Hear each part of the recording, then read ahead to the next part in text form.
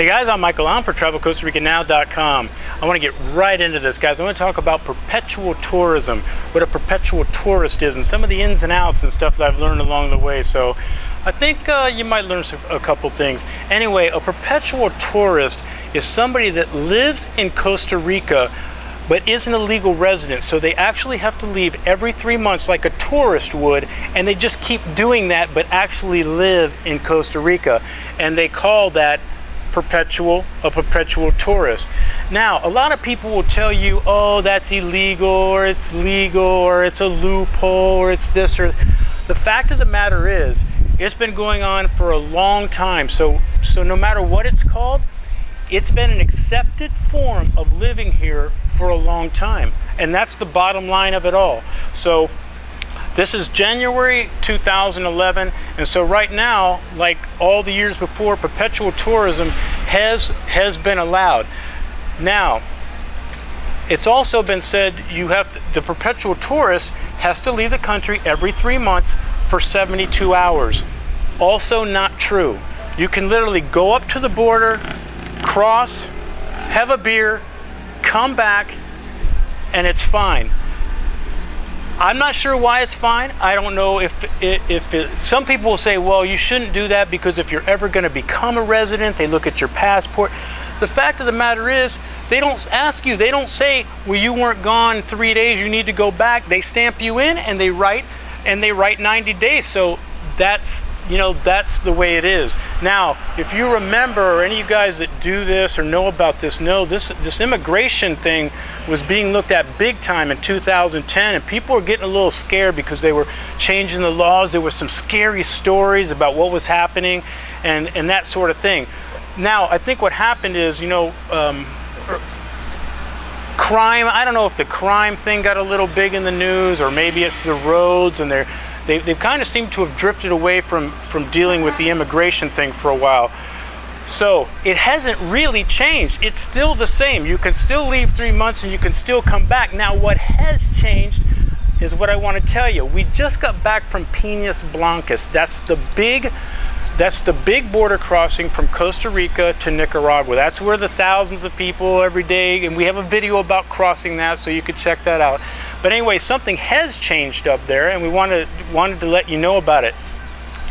It's always been true, or for as long as I know, when you get a one-way airline ticket to Costa Rica, you have to show that you are leaving the country within 3 months.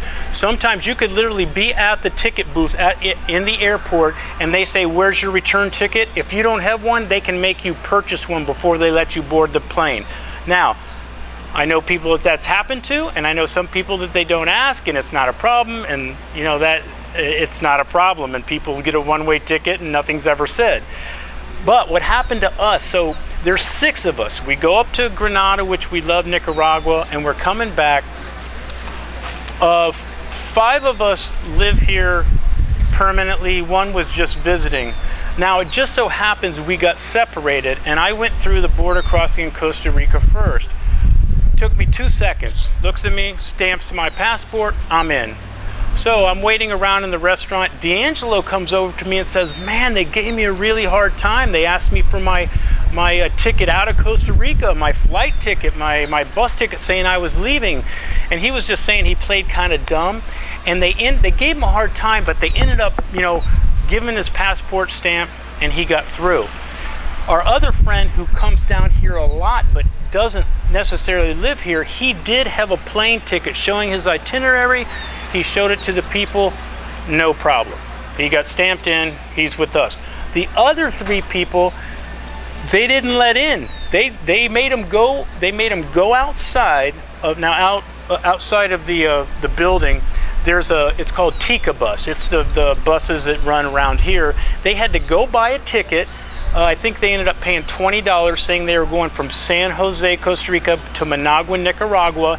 So they had to go buy that ticket and then come back and prove, that they were leaving the country. Now, that's not a big problem doing that, but what was the problem is, if you've ever been there or seen some of the footage, it's a really long line, and what happens, they didn't get back in line. They had to they had to purchase their ticket and they had to go to the back of the line, and they almost missed our one and only bus that comes to Fortuna. Now, the irony, and this explains Costa Rica probably better than anything. So they buy their tickets saying that they are in fact leaving the country within 3 months, and the second time they went through, they never got asked. So they didn't even have to show it. So, and that's the problem with most of the laws that happen here. They're kind of willy-nilly approach. So, but anyway, this is a new thing up there. They've never asked us before. They even have signs in the doors saying that you do need to prove that you're leaving the country. If you don't know how to do that, how to get a bus ticket or an airline ticket, that's maybe another video for another time, or maybe I'll explain it on the blog. But you just want to be prepared, because some people travel on a budget, and by the time they've paid all their dues and their stuff, they may not have $20 to purchase that ticket. So I think that's this is a heads up, because this is a recent change in the Piñas Blancas border crossing. Now, another tip would be, like many places, don't go to the girl and don't go to the young guy, all right? The girls tend to be bitches, and the guys, I don't know, they're all about, you know, keeping to the rules and, you know, where's your ticket? I went to an older guy. I had seen him before. I know he's worked there a long time. He's cool. He's like the old policeman. He gets it. He's not. Think of the girls and the young guys as those young police people always trying to prove themselves, and I can have control over you. So if you got a choice at the window booth when you're checking into Costa Rica, pick the old person, all right? So the other thing is, if you think this is going to be an issue for you or a problem, or you don't want the hassle, there's always the Los Chiles border crossing, Los Chiles to San Carlos.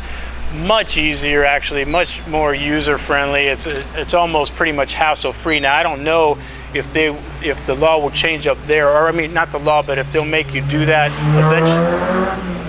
eventually up there. But for right now, they don't. So, as it stands now, January 2011, nothing's changed. Nothing's changed. No matter what you hear on other websites, nothing's changed for the perpetual tourist yet. It might. I'm not saying it won't, but for right now, you can still keep going. A lot of people still live in Costa Rica doing that. Another quick little tip. If you're coming down here and you think you're going to get a work permit and you don't have to do the border crossing, that is not true. If you're teaching English, that doesn't work. You still have to do the 3-month thing. You don't get a work permit down here for teaching English, all right? So anyway, guys, Michael Allen, TravelCostaRicaNow.com. Peace, guys. Hope it helps.